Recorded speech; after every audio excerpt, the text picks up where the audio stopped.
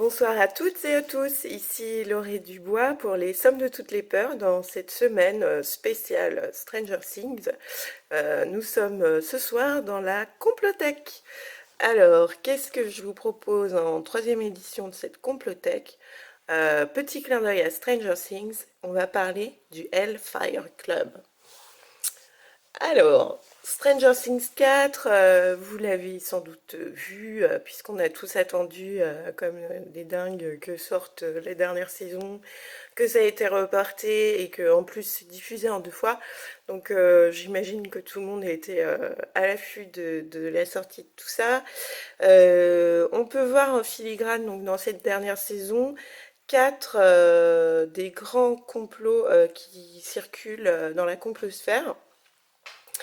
Le premier concerne la présence d'entités extraterrestres sur notre planète, bien évidemment, puisque je vous en dis pas plus, je vais pas vous spoiler le truc. On retrouve des références au contrôle mental et au MK Ultra utilisé par l'armée américaine. Donc ce complot qui n'en est plus un et qui fera l'objet d'un développement dans un autre numéro de Complotech également.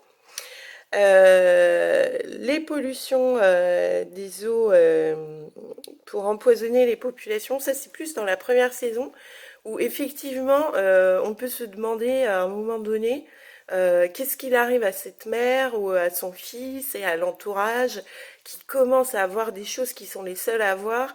Et il y avait eu des théories comme ça qui avaient circulé aux États-Unis dans les années 70-80 de pollution des eaux au LSD ou des choses comme ça. Ouais, oui, ça a quand même beaucoup d'imaginaire, ce genre de possibilités. Qu'on retrouve d'ailleurs dans un des Batman aussi, où la pollution de l'eau est un des ennemis à abattre dans les combats que mène The Dark Knight. Donc voilà.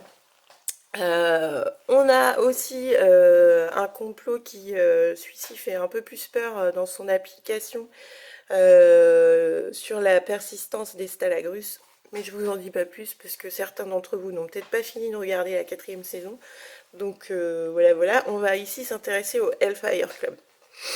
Alors, on ne garde que ce truc-là parce que c'est vrai que c'est avancé dans certaines théories du complot.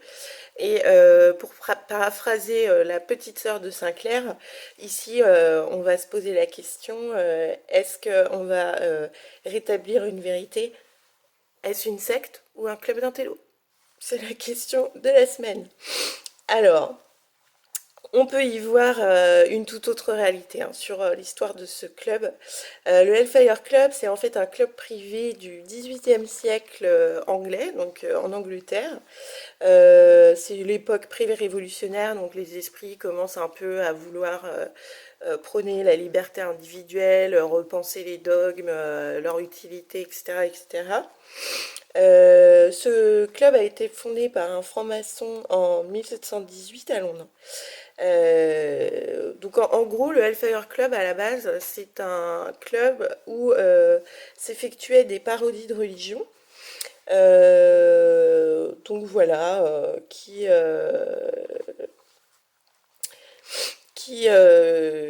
est souvent cité en exemple dans la complosphère pour avoir pratiqué des rituels sacrificiels avec du sang, des trucs comme ça, enfin bon bref.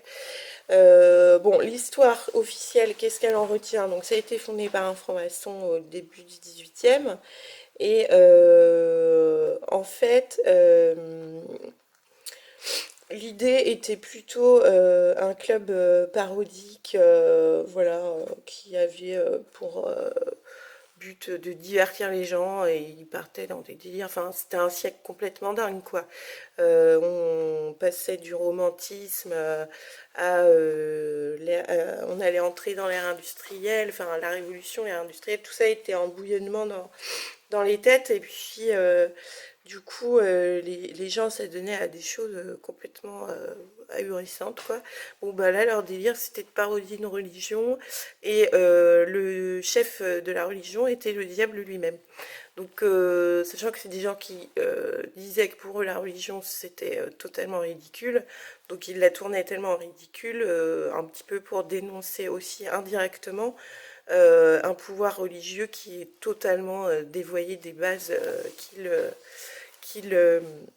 qu'il véhicule dans ses prêches et qui sont complètement contredites par ce que pouvaient faire certains puissants. Enfin, on l'a vu dans l'histoire des religions en Europe, en tout cas.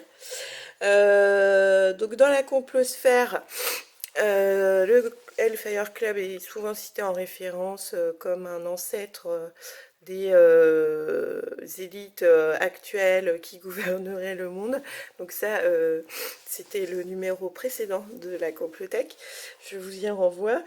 On prête à Jimmy Savile, qui est un pédocriminel anglais qui était présentateur à la BBC, l'appartenance à ce club ou pas, la pratique de rituels occultes assez étranges. Bon, toujours est-il que ressurgit encore ce fantasme d'une élite dévoyée. Enfin, ça a toujours existé en fait. C'est assez hallucinant. Comme si, voilà, le fait d'être riche et puissant faisait de nous systématiquement une personne tordue, disons-le comme ça. Donc voilà, effectivement, quand on est présentateur BBC adulé par toute l'Angleterre, c'est assez logique qu'on côtoie à un moment donné des personnes riches et puissantes. Donc voilà, ce complot-là peut être un petit peu tempéré. Alors, cependant, moi j'ai trouvé que c'était assez rigolo, hein, le clin d'œil des Duffer Brothers dans Stranger Things, avec les gamins qui portent l'insigne de ce club, alors qu'ils sont américains, pas du tout anglais, américains au XXe siècle et pas du tout anglais au XVIIIe, hein. Mais bon, dans un petit village Hawkins qui n'a rien à voir avec Londres, et chapeauté par un ado pseudo-amateur de rock, de hard rock, etc., mais qui, je vais pas vous spoiler, mais mis au pied du mur, bah, en fait, je pense que s'il rencontrait vraiment le diable, il serait pas si bien qu'il le prétend. Donc c'est assez marrant comme clin d'œil d'avoir fait ça. Donc voilà, d'après ce que je viens de vous dire, je vous laisse donc réfléchir. Le Hellfire Club, club d'intello en mal d'occupation ou réel mouvement sectaire, à vous d'y réfléchir. Alors les questions que l'on peut se poser, ça va être de savoir que faire si notre ado se dirige dans des mouvances sombres ou qu'on a autour de nous des ados qui se dirigent dans des mouvances sombres. Donc j'ai envie de dire, dans Stranger Things, ça reste un peu bon enfant quand même parce que ça se barre pas trop en vrille. Enfin, ils font c'est un petit peu l'alimentation de l'imaginaire de l'horreur qui fait partie de la construction de l'ado. Mais si ça va plus loin, que faire? Bon, bah là, comme tout parent un peu normalement constitué, essayer d'en parler, essayer de soigner, essayer de comprendre et enfin se diriger vers des structures vraiment plus adaptées et plus spécialisées dans le traitement de ce problème, sur les dérives sectaires, les choses comme ça, qui existent. Donc voilà.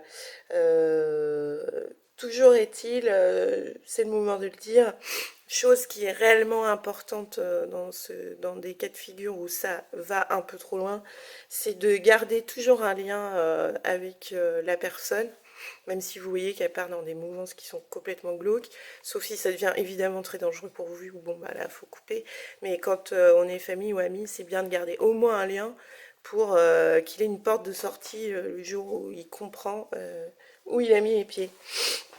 Donc voilà, je trouvais que c'était pertinent d'en parler entre ce vieux club anglais et comment il est repris par des ados pour finalement savoir s'organiser et lutter contre un ennemi qui sont bien les seuls à avoir compris qu'il existait face à des adultes un peu largués et soupçonneux. Donc c'était plutôt pas mal et bah, je trouve ça assez marrant. Qu'ils associent ce club au club des gars qui savent pas trop quoi faire pour s'occuper et font des jeux de donjons et dragons. Autre question que ça pose aussi, est-ce que c'est une parodie de religion, un moyen d'inventer une nouvelle religion, d'avoir ces jeux fantastiques d'interaction, etc., etc. Ou bah là pareil, il faut toujours être en vigilance parce que dans les jeux de Donjons et Dragons, il y a toujours un maître du jeu, etc., etc.